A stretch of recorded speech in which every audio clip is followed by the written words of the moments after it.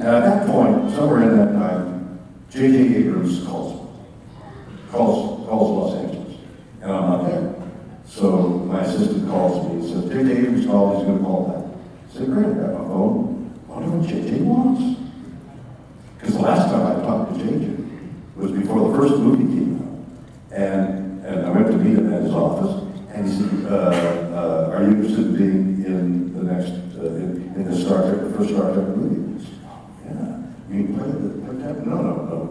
I'll play Captain Kirk. No. We've got a young, handsome guy to do that. But he handed me a script, and I read the script. And it was terrible. I read this script for the next Star Trek movie. And I think it's like telling somebody, you know that little cute baby you got there? It's the ugliest thing I've ever seen. You know, how do you say it to a mother? That's the ugliest baby I've ever. You know, there's something. So I couldn't say that to J.J. This is the worst script I've ever read, and it's the next Star Trek movie, the beginning of the whole. It's awful. Turned out it wasn't the script at all. He had handed out, I don't know quite what he was doing, he was assessing whether people were interested in being in the movie, and handing them a script that they must have been a dummy script, because the next script was pretty darn good. The final movie was really good, but it wasn't this script that I read. So now I get this call, and he's going to call back. And a week and a half goes by, and he never calls back. And it's one of those things. What if he's going to call back? Maybe it's this whole, maybe it's a trick. Maybe it's TMZ. Maybe they'd be that cruel. So he calls. And he says, he's in London, shooting. Guess what he's shooting? Yeah, the other one.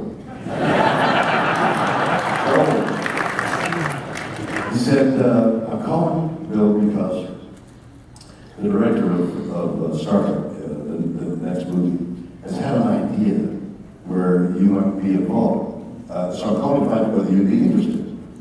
I said, interested? Oh, yeah. I said, well, you know, if it's meaningful, because when Leonard, when Spock was in that first movie, I said to Leonard, you know your role when you go back in time and you're still old.